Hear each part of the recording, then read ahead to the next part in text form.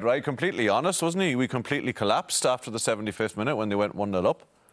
Yeah, and I think when you're missing the experience of Bonucci and Chiellini, people who can calm people down and go, we've been here before, this is what we do. When you've got Rugani and De Ligt and the other players haven't probably got the same sort of trust in them too as they would the others, there's no leadership. They start to lose their discipline. They start to get pulled out of positions. And yeah, it was a very Juventus performance, wasn't it? Yeah, last 20 minutes. Yeah, just seeing how the wheels came off towards the end. Before we look at that, Ryan, like, you have to keep sort of underlining it. We kind of get used to Villarreal knocking around in these competitions, but you keep underlining what an amazing achievement is for a town of 50,000 people, smaller than Waterford.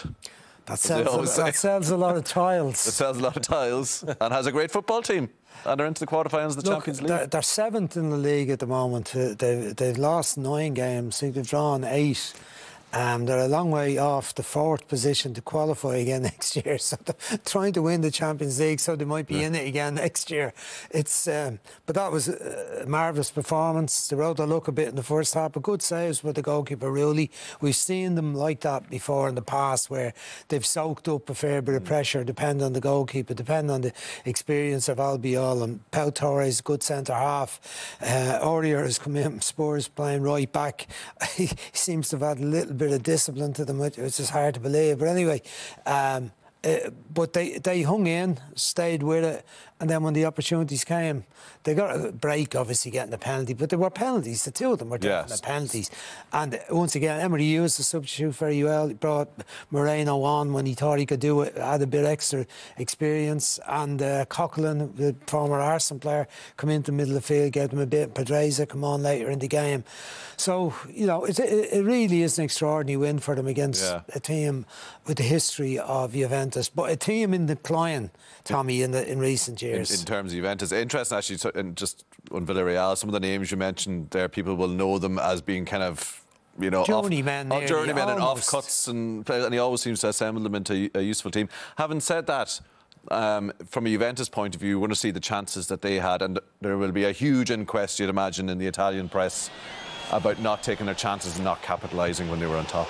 Yeah, and I think that first header there by Morata, you come to expect from Morata that he's never going to get you the amount of goals that you need, but that's why they went and spent the money on Vlahovic, and good movement. But even on this one, Morata and Corrado, they're getting stuck up into, or getting caught up with each other, and no clarity, no one taking control of the situation. Here, a long shot from distance. Without, you wouldn't expect him to score from there, you know, but you think this one's a great bit of movement by Vlahovic against Albiol. He just takes him away, cuts in front of him, and unfortunate with that one, but that was great. Overall, I don't know, probably not enough from Juventus, not the clear-cut opportunities that they would have wanted.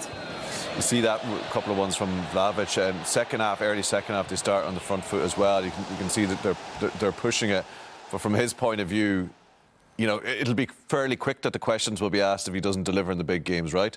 You want to spend 70 million on him and his reputation. For sure. I mean, they've been on a good run in Serie A. They've 12 games unbeaten coming into I think it might be even more. But anyway, look, they're getting themselves back into contention. I don't think they'll win the league. They'll finish in top 4, all right.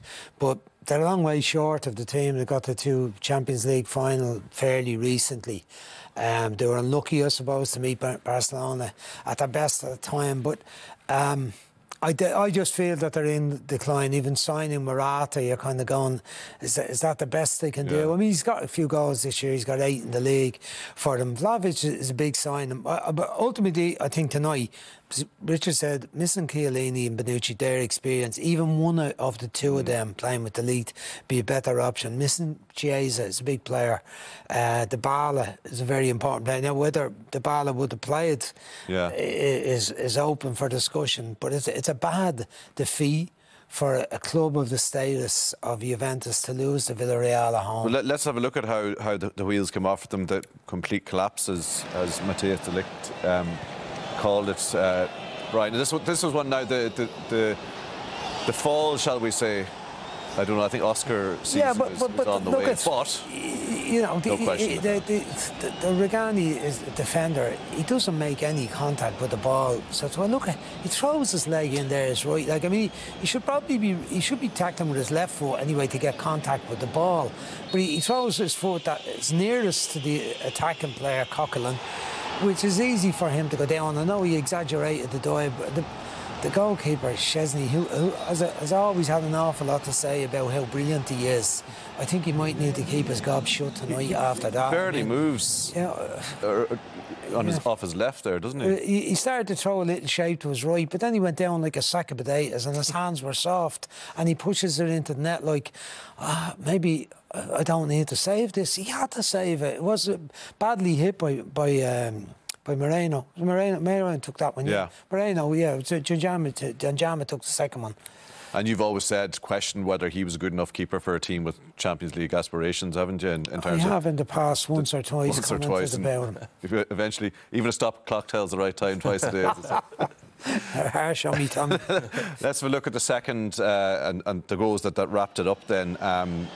Again, defensively, you just didn't see this in Juventus in their heyday, Richard. No, again, De Ligt is marking Torres. He's expecting Morata, whoever may be, at the front post to win it, but you don't lose control of your man. You must stay with your own man, and starting to look elsewhere, it's not good enough. And again, by this stage, they're all over the place. They've no discipline. They've fallen apart, like De Ligt said, and it was slapstick stuff. This one. Yeah, well, I mean, Danilo doesn't do anything really. He just stands there. De Ligt falls over and makes a better save than Szczesny's attempt, and they score, but the referee's already blown the whistle, and again another penalty. And again, even when you see the penalty and Szczesny going down, it's like his left foot just crumples like on the first one, and there's no spring in the jump or anything. And then it was Danjuma who wrapped it up. And wrapped up a famous night for Villarreal.